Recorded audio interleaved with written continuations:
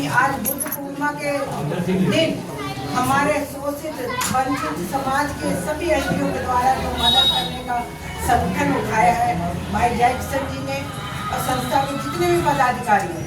और हमारे आज खुशी का ये दिन है कि हमारे ओबी महासभा के प्रदेश अध्यक्ष डॉक्टर वीर सिंह जी भी आए हुए इस संस्था को आगे बढ़ाने के लिए सहयोग जो भी होगा वो देंगे अपने विचारों से अपने और आज बुद्ध पूर्णिमा के दिन आज का बड़ा खुशी का दिन है।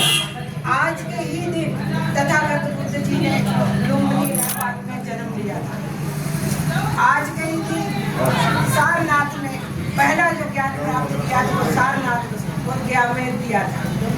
और आज का ही दिन बड़े दुख के साथ परमार्थ दिवस भी आज के दिन किसी नगर में आज का दिन आज हमारा जो दिन ज्ञान जन्म ज्ञान और परिनिर्वाण का तीनों का संगम है जो आप सब लोग आज बुद्ध पूर्णिमा को मना रहे हैं। आप अपने घर में अपने आसपास के लोग आपको ये पता होगा तो नेपाल में जहाँ तथागत बुद्ध ने जन्म लिया वहाँ पे मैं होकर आई हूँ। वहाँ पे आज भी उसी मिट्टी की झोपड़ी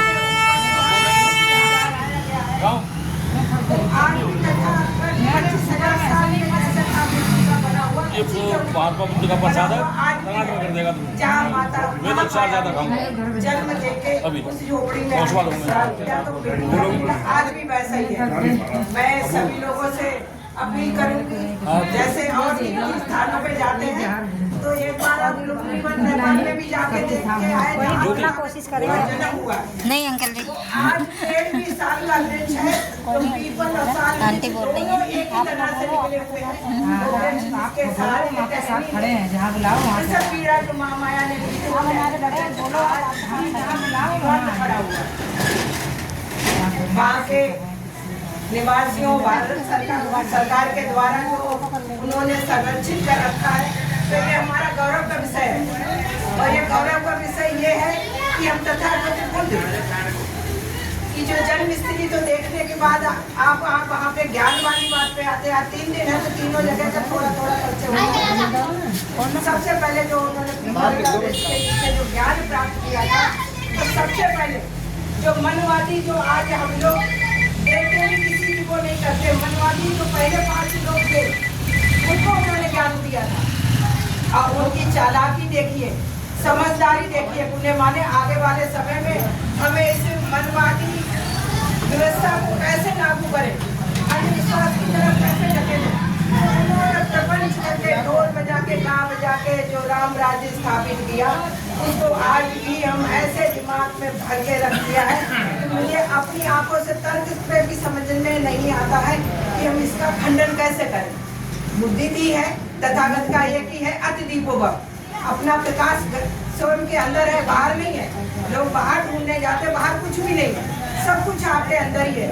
उनका एक स्लोगन है मध्यम मार्ग अति दीपोभव अपना प्रकाश खुद बने।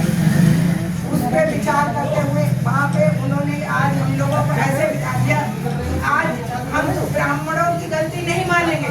सब लोग वनवादियों की गलती मानते अगर आज हमारा बच्चा पैदा हुआ तो सबसे पहले ब्राह्मण लेके नहीं जाता हम ही उसको लेके मंदिर मस्जिद जहाँ भी ले जाना तो हम ले जाते। तो गलती वहाँ ब्राह्मण ने तो नहीं कहा आगे कि तुम पैदा हुआ और हम अपना जाके पहले सीधे मंदिर चले जाए जहाँ जिसकी आस्था वहाँ चले जाए। मगर हर समाज में जब 36,000 जातियों में हमें बांट के रखा है और इसीलिए बांट के रखा कि आप एक जगह इकट्ठे होके अपनी विचार विमर्श ना कर पाए अपने घर का अपने देश का अपने ज्ञान का विकास ना कर पाए। कि कोई पूरब हो जाता कोई पश्चिम हो जाता कोई जैसे मंदिर भी है अलग अलग है एक ही संस्था 2 संस्था ऐसी हैं जहाँ सबका एक ही निवास होता है। चाहे मस्जिद ले लीजिए चाहे गुरुद्वारा ले लीजिए वहाँ पे सब इकट्ठे होते अपनी परेशानी होते अपने भाइयों का साथ देते हैं। तो बुद्ध ने कहा कि इंसानियत से बड़ा कोई धर्म नहीं है। जाति व्यवस्था तो बाद में बनी है इसलिए इंसानियत को मान के आगे चला तो मानव मानव एक समान तथागत बुद्ध का ये नारा है। उस पर अगर हम लेके चले मानव मानव एक समान करुणा से ही जो आज हम गुरु पूर्णिमा मना रहे हैं तो हम आपसी भेदभाव मंच पे तो आके हम सब एक हो जाते हैं, मगर थोड़ी देर के बाद हम फिर अपने घरों में जाके उसी व्यवस्था में लिप्त हो जाते हैं। मगर अभी 10% जो है विकास हुआ है कि जो हम अपनी जो विचार रखते हैं वो घरों में भी है, हम अपने परिवार में भी लागू करते हैं। मगर आज भी जितने लोग अगर यहाँ पे जो भी उपस्थित है, अगर अंधविश्वास से हटके अगर अपने घर पे भी लागू कर ले पहली बार, तो घर से जो बच्चा निकलेगा, जो रिश्तेदार आएंगे वो देखेंगे, आपके घर में जो आएंगे आप तक आएंगे नहीं, मगर उनकी मानसिकता थोड़ी तो बदलेगी।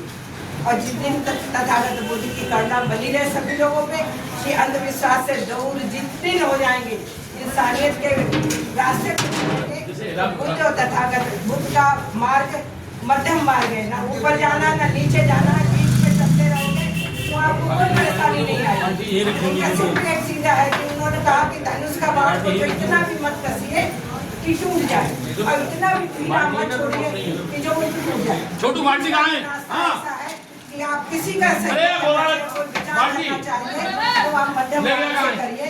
और गौरी सत्य बाबा भीमराव अम्बेडकर जो आज के न्याय से, संविधान से आज हमारा देश चल रहा है, तो आपको ये भी बता दूं, बाबा साहब ने हर ग्रंथ को जाके पढ़ा, वहाँ समानता नहीं मिली, ऊंच नीच का भेदभाव मिला है जगह, मगर एक बुद्ध धर्म की जब उन्होंने त्रिपुरा पढ़ा तब उनको दिखा कि मानव यहाँ सभी छोटे बड़े एक समान को यहाँ जाते भेज नहीं है। तो 60% के साथ जो संविधान लिखा बाबा साहब ने उस टाइम राज हुआ करता था, तथागत बुद्ध जी के पिताजी का जो राज था वो 60% द्वारा चलाया जाता था।